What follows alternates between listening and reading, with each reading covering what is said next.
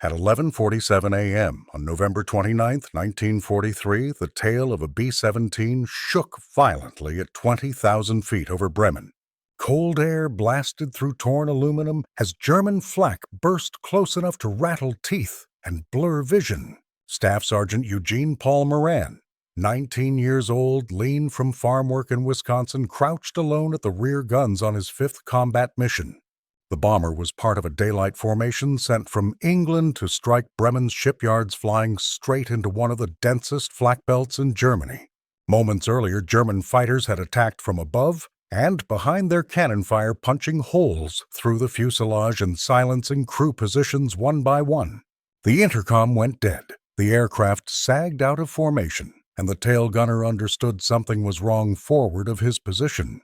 In the narrow tail compartment, there was no way out except forward, and no one could reach him through the crawl space. If the aircraft failed, he would face it alone. Then, a direct flak hit tore through the bomber, and the entire tail section wrenched free from the fuselage. The aircraft vanished ahead of him, and gravity took hold. Moran was still inside the tail, falling through the sky with no parachute and no way to escape. Who survives when the sky lets go? By late 1943, the air war over Germany had entered its most unforgiving phase. American bombers were flying deep into the Reich in daylight, without escorts, for much of the route, absorbing losses that commanders knew would be brutal but necessary. Bremen sat near the top of the target list. Its shipyards, engine plants, and port facilities fed the German Navy and kept U-boat production moving at a pace the Allies needed to break. From bases in eastern England, formations of B-17s climbed for hours, assembling into tight combat boxes before crossing the North Sea. Once over Germany, the bombers faced layered defenses, radar-directed flak belts around major cities, and fighter groups waiting beyond them. Flak was the first wall. Heavy anti-aircraft guns fired shells timed to explode at bomber altitude, throwing steel fragments outward at thousands of feet per second. A single accurate burst could shred control cables, ignite fuel, or kill an entire crew station instantly. Then came the fighters. German pilots attacked from above below and head-on, concentrating fire on weak points like the nose and tail. Tail gunners were especially vulnerable, isolated at the rear with the widest field of fire and the least protection. B-17 crew numbered 10. Every man had a role that overlapped just enough to keep the aircraft alive if one position failed. When several positions went silent, survival odds collapsed fast. Losses reflected that reality. In the months before this mission, dozens of bombers failed to return from Bremen alone, entire crews listed as missing in action after a single morning over the target. On paper, daylight bombing promised precision and pressure. In practice, it meant young men holding formation through firestorms, trusting aluminum skin, shared discipline, and each other. If enough bombers broke through, German industry would feel it within weeks.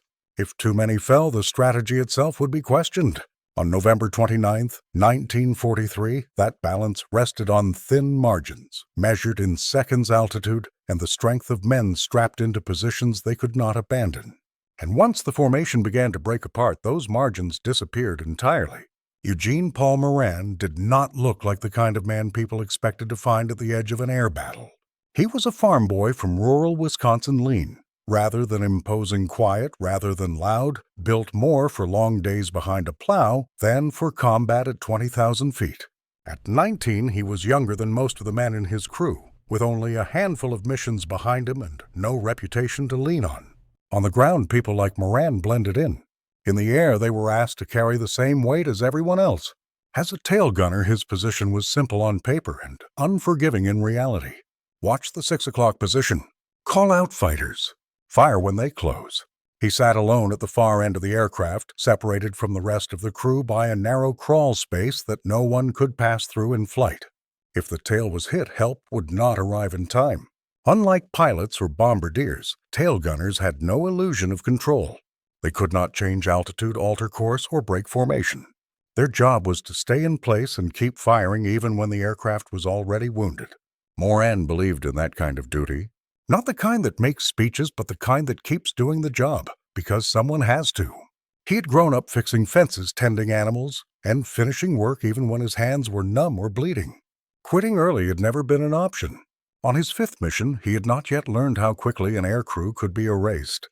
He still believed that if he stayed alert, stayed steady, and did his part, the bomber might carry them home. In the next minutes, that belief would be tested in ways no training manual had ever imagined. And whatever happened next would follow him for the rest of his life. The German fighters struck first, dropping in from above the formation where the sun blinded defensive fire. Moran tracked a closing shape through the glass, centered it, and squeezed both triggers as his twin guns began to hammer. Spent brass clattered around his boots while tracers arced backward into the sky. The fighter broke away trailing smoke. It would not be the last. Moments later, black flak bursts began walking across the formation. Each explosion bloomed at bomber altitude, sending fragments outward fast enough to tear aluminum like paper. The aircraft shuddered with every near-miss vibration running through the gun mounts into Moran's arms. Then the intercom cut out. Silence replaced voices. Through the narrow rear window, Moran watched his B-17 slip backward out of formation. Once isolated, German fighters swarmed from multiple angles, firing 20-millimeter cannon rounds that punched through the fuselage. He fired whenever a target crossed his sight picture, adjusting by instinct as the aircraft staggered. There was no coordinated defense anymore, only reaction. A sudden explosion tore through the nose section. Fire flashed forward, and the entire front of the aircraft vanished in a burst of flame and debris. The pilot, co-pilot, bombardier, navigator, and flight engineer were gone in an instant. The bomber lurched violently, its center of balance collapsing. Still, the tail remained intact. Another shell ripped through the radio compartment. The waist section went silent as well. For a moment, the aircraft flew with only one living crewman still aboard. Moran reached for his parachute. The silk canopy was shredded, punched through by bullets and shrapnel. The harness straps were torn. It would not open. Then came the hit that ended the aircraft. A direct flak burst severed the fuselage just ahead of the tail section. Metal screamed as the structure failed. The tail tore free. For a fraction of a second, there was no sensation at all. Then gravity took over. The tail section did not drop straight down. Its vertical and horizontal stabilizers caught the air, turning the wreckage into a spinning, gliding shape. Cold wind roared through the torn metal as the altimeter needle began to unwind. Moran stayed at his guns. Below him was Germany. Around him, the sky was still full of enemy aircraft. German fighters circled the falling wreckage, assuming everyone inside was dead. When one swept past too close, Moran fired. Tracers stitched the air. The fighter banked away hard, startled. He kept shooting as the tail section descended, rotating slowly, falling through layers of cloud and cold. Then fire erupted from below as ground crews opened up flak, rising toward the falling wreckage. He was being shot at from above and below. The altimeter ticked past 18,000 feet, then 16,000. His head slammed into the gun sight as the spinning tightened. Ribs cracked against the mounts, but he did not let go. At 14,000 feet, he tried the escape hatch. It would not budge. The frame had warped shut. The trees below grew sharper with every second. The glide flattened slightly, the stabilizers still biting into the air. Whatever physics were holding him up would not last forever. There was no way to steer, no way to slow, no way out. The forest rushed upward. The spinning tightened as the forest rose to meet him. Moran braced himself against the gun mounts, jaw clenched, lungs burning with cold air, and fear he could not slow. There was no control column, no rudder, no second chance. The tail section clipped the tops of the pine trees at full speed. Branches shattered against aluminum, each impact tearing away pieces of skin and structure. The stabilizers caught and twisted, ripping through needles and limbs, the violent rotation suddenly uneven. The vertical fins slammed into a thick trunk and held. For a split second, the fall slowed. The entire tail pivoted metal, groaning as the forest absorbed energy the air no longer could. More branches snapped. The wreckage cartwheeled through the canopy, shedding panels and ammunition boxes like debris from an explosion. Then it hit the ground. The impact drove Moran forward into the gun sight with crushing force. His skull struck steel. His chest folded against the mounts as bones failed under the shock. Everything went black.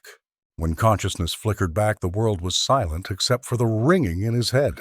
The tail section lay twisted among broken trees, steam rising from torn metal into the cold air. Moran tried to move. His arms did not answer. He was alive, barely. And somewhere beyond the trees, footsteps were already coming. Voices reached Moran before he could see anyone. They were not English. Footsteps crunched through broken branches as two men appeared through the wreckage, moving quickly but carefully. They were not German soldiers. They wore worn civilian clothing and carried no weapons. They were Serbian prisoners of war, doctors captured years earlier and forced to work nearby. When they saw the tail section fall from the sky, they had run toward it expecting to find a body. Instead, they found Moran barely conscious, blood pouring from his scalp, his chest struggling for each breath. His skull was crushed. Both forearms were broken. Several ribs had collapsed inward. They had no equipment and no medicine. What they had was training, and minutes before German patrols arrived. One doctor stabilized Moran's head with his hands, while the other tore cloth from his own shirt to bind shattered arms. They pressed against the bleeding and kept him breathing. German soldiers arrived moments later with rifles raised. When they saw Moran motionless and broken, they lowered their weapons.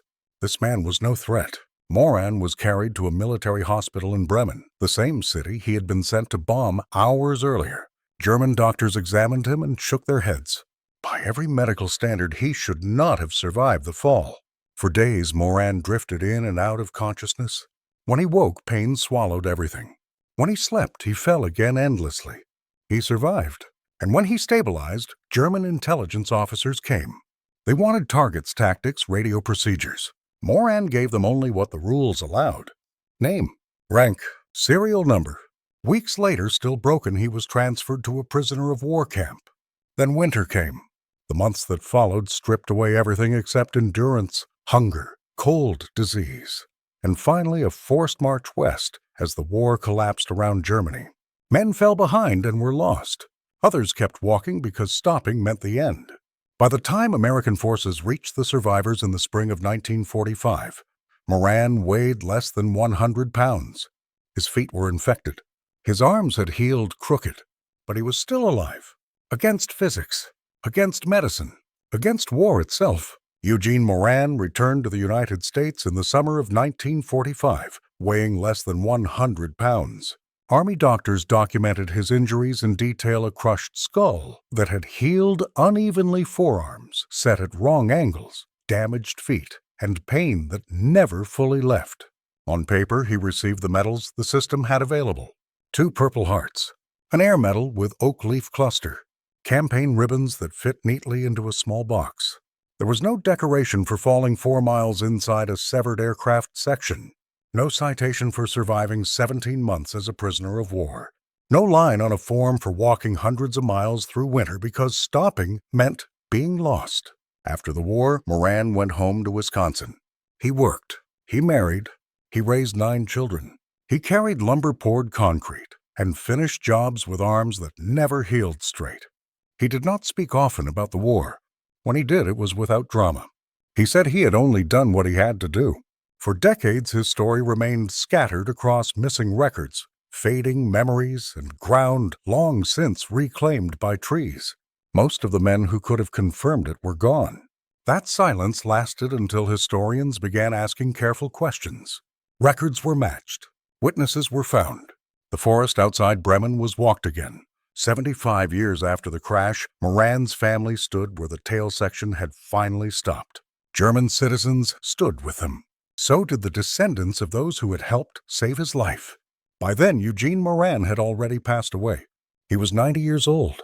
He had lived nearly 7 decades after a fall that should have ended everything. His story reminds us that survival is not one moment. It is a chain of choices made afterward. To keep walking, to keep working, to keep living. If you are younger than the people in this story, this part is for you. Somewhere in your family, someone lived through something they rarely spoke about. Ask them. Listen carefully. If this story mattered to you, please hit like so the algorithm carries it to people who have never heard this name. Subscribe and turn on notifications if you want more true stories about ordinary people placed in extraordinary circumstances. And in the comments, tell us where you are watching from and whether someone in your family served. Stories like this only survive if they are remembered.